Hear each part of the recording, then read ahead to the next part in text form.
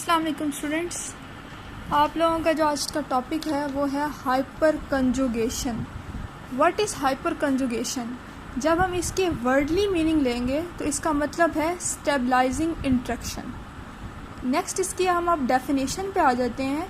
Compounds which have a CH2 group attached to a doubly bonded carbon atom has following contributing structure। वो वाले compound जिसमें आपके पास CH2 group किसके साथ attach हो? डबली बॉन्डेड कार्बन एटम के साथ। तो उसके जो कंट्रीब्यूटिंग स्ट्रक्चर बनेंगे वो कैसे हो सकते हैं? जैसे आपके पास एग्जांपल दी हुई है यहाँ पर देख सकते हैं carbon number 1, carbon number 2, 3 and 4। 1 और 2 के दरमियान क्या है? डबल बॉन्ड है। जब इसके हमने रीजनेंस कंट्रीब्यूटिंग स्ट्रक्चर बनाया तो ये वाला जो डबल बॉन्ड है, यानी ये वाला इसमें से जो एक बॉन्ड है वो किधर शिफ्ट हो गया? इधर आ गया इसका एक बॉन्ड। जब इधर इसका बॉन्ड आ गया तो इधर आपके पास क्या हुआ? ये जो इधर एक हाइड्रोजन एटम अटैच था, इधर वो ये आपके पास बॉन्ड शो नहीं हो रहा, इधर डबल बॉन्ड बन गया। और इधर चूँकि एक बॉन्ड की कमी हो गई है तो इस पर क्या आ गया? नेगेटिव चार्ज आ गया। तो ये क्या आ गया? आपके पास दोनों रेजोनेंस कंट्रीब्यूटिंग स्ट्रक्चर बन गए हैं हाइपर कंजुगेशन की बुनियाद पर।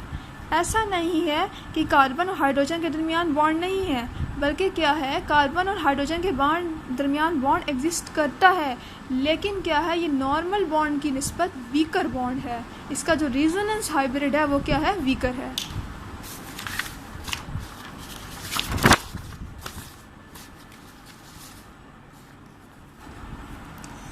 अब तक आप जितना भी पढ़ते हैं वो डीलोकलाइजेशन होती है पाई बॉन्ड की, जैसे कि आप लोगों ने बेंजीन में पढ़ा। लेकिन डीलोकलाइजेशन ऑफ सिग्मा इलेक्ट्रॉन भी पॉसिबल है, वो हम स्टडी करेंगे हाइपर कंजुगेशन में। जैसा कि पिछले एग्जांपल में मैंने आपको बताया कि कोई बॉन्ड नहीं लिखा था कार्बन और हाइड्रोजन के दरमियान, तो इसलिए हम इसका दूसरा नाम क्या है? नो बॉन्ड रेजोनेंस और हाइपर कंजुगेशन।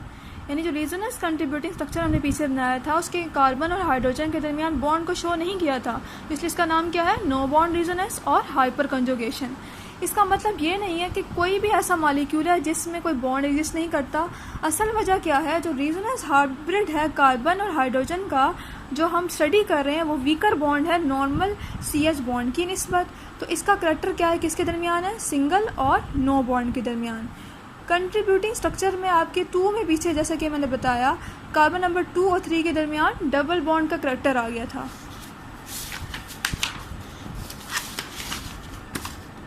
जो आपके पास डबल बॉन्ड करैक्टर बना वो क्या है? शॉर्टर है। किसके निस्बत? कार्बन कार्बन सिंगल बॉन्ड के निस्बत।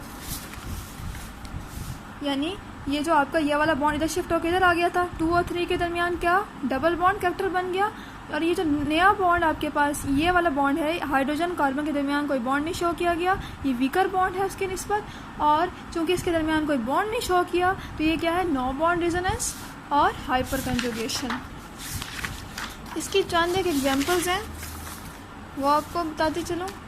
सबसे पहले एग्जांपल है इसकी टॉलीन। या आपसे शॉर्ट क्वेश्चन में पूछेंगे कि टॉलीन का क्या है? डायपोल मोमेंट क्या है? 0.37 डायपोल क्यों है? इसकी वजूहात लिखें तो आप उसमें बताएंगे कि इसमें हाइपर कंजुगेटिव स्ट्रक्चर्स होते हैं। रेजोनेंस स्ट्रक्चर कौन से होते हैं? हाइपर कंजुगेशन वाले। जैसे ये वाला टॉलीन है, इसकी जैसे मैंने बॉन्ड को शो किया है, ये वाला हाइड्रोजन अपना बॉन्ड इसको दे देगा, जब इसको दे देगा अगला बॉन्ड आगे शिफ्ट कर जाएगा, जब इसको देगा इधर क्या बन जाएगा? Double bond. और जब ये बॉन्ड आगे शिफ्ट कर जाएगा तो इधर क्या आ जाएगा? Negative charge. क्योंकि हाइपर कंजुगेटिव स्ट्रक्चर्स हैं तो इसमें देखें CH3 में यानी तीनों के हाइड्रोजन बॉन्ड अटैच हैं, इधर क्या आ जाएगा? एक हाइड्रोजन बॉन्ड हमने शो नहीं किया, क्योंकि ये क्या है? ये वाला बॉन्ड जो अंडर कंसिडरेशन है ये वीकर बॉन्ड है नॉर्मल बॉन्ड की निस्बत। तो ये इधर नेगेटिव चार्ज आ गया। सेकंड में भी यही हुआ, ये हमने हाइपर कंजुगेटिव स्ट्रक्चर शो किया, इधर नेगेटिव चार्ज आ गया। और ये आपके पास थर्ड स्ट्रक्चर भी ऐसी है, ये आपके पास आ गया। ये है किस तरह से रेजोनेंस कंट्रीब्यूटिंग स्ट्रक्चर करते हैं, ये हम डिस्कस करेंगे रेजोनेंस वाले टॉपिक में, किस तरह से हम रेजोनेंस कंट्रीब्यूटिंग स्ट्रक्चर को राइट करते हैं। ये जो मैंने आपको स्ट्रक्चर बताए हैं टॉलीन के, ये हाइपर कंजुगेशन की बुनियाद पर रेजोनेंस कंट्रीब्यूटिंग स्ट्रक्चर हैं। हाइपर कंजुगेशन की वजह से टॉलीन का डायपोल मोमेंट कितना है? 0.37 डायपोल। नेक्स्ट एग्जांपल है आपके पास प्रोपाइन की। प्रोपाइन का दूसरा नाम क्या है? Methyl acetylene. प्रोपाइन और मिथाइल एसिटाइलिन ये प्रोपाइन का स्ट्रक्चर है। अब आप देखें कार्बन नंबर 1 कार्बन नंबर 2 के दरमियान क्या है? ट्रिपल बॉन्ड है। अब इसका जो एक ट्रिपल बॉन्ड में से एक बॉन्ड है वो इधर शिफ्ट कर जाएगा, तब इधर शिफ्ट करेगा आपके पास ये आ गया। अब CH3 में कितने हाइड्रोजन एटम थे? 3, 2 तो साथ अटैच हैं, एक ने क्या किया हाइपर कंजुगेशन की वजह से इस पर पॉजिटिव चार्ज आ गया और हमने इधर नो बॉन्ड रेजोनेंस शो किया, यानी कोई बॉन्ड इसमें इनके दरमियान कार्बन और हाइड्रोजन के दरमियान शो नहीं किया, इस पर नेगेटिव चार्ज आ गया। इसी तरह से और भी स्ट्रक्चर हो सकते हैं। मैंने आपको शुरू में बताया ये जो आपके पास बॉन्ड शिफ्ट होकर जो डबल बॉन्ड बनता है ये शॉर्टर होता है नॉर्मल बॉन्ड की निस्बत। अब जो आपके पास ये नया बॉन्ड बना है ये वाला डबल बॉन्ड, इसकी कितनी है? 1.47 एंगस्ट्रॉम यूनिट है, लेकिन जो असल था वो कितना था? 1.54 एंगस्ट्रॉम यूनिट। इसका मतलब क्या हुआ? जो नया डबल बॉन्ड बना आपके पास वो क्या होता है? हमेशा शॉर्टर होता है नॉर्मल बॉन्ड की निस्बत। देखिए 1.47 से कितना 1.54 डिफरेंस है ना। नॉर्मल बॉन्ड था 1.54, जो नया बना 1.47 एंगस्ट्रॉम यूनिट। नेक्स्ट एग्जांपल है डाईमिथाइल एसिटाइलिन की। डाईमिथाइल एसिटाइलिन का आपके यहाँ पर ट्रिपल बॉन्ड शो किया, ये क्या है? 1.47 एंगस्ट्रॉम यूनिट।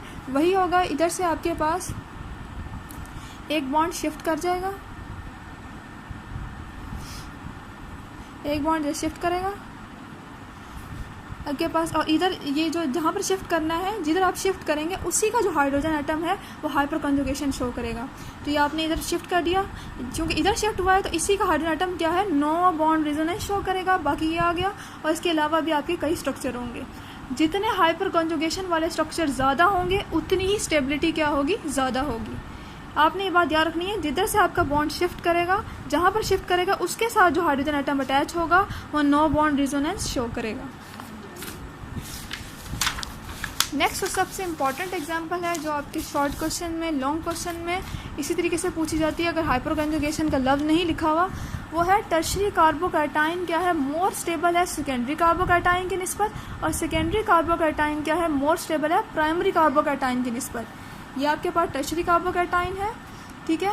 इसका जब आपके पास एक बॉन्ड जो है वो डबल बॉन्ड जब शो करेगा हाइपर कंजुगेशन की वजह से, उसी का हाइड्रोजन एटम आपके पास नो बॉन्ड रेजोनेंस शो करेगा, और इसके कितने हाइपर कंजुगेटिव स्ट्रक्चर हम लिख सकते हैं? 8। सेकेंडरी कार्बोकैटाइन है आपके पास, इसका ये हाइपर कंजुगेटिव स्ट्रक्चर है, और कितने मजीद शो कर सकता है? 5। ये है प्राइमरी कार्बोकैटाइन, और इसके कितने कंट्रीब्यूटिंग स्ट्रक्चर शो कर सकता है? 2 मोर।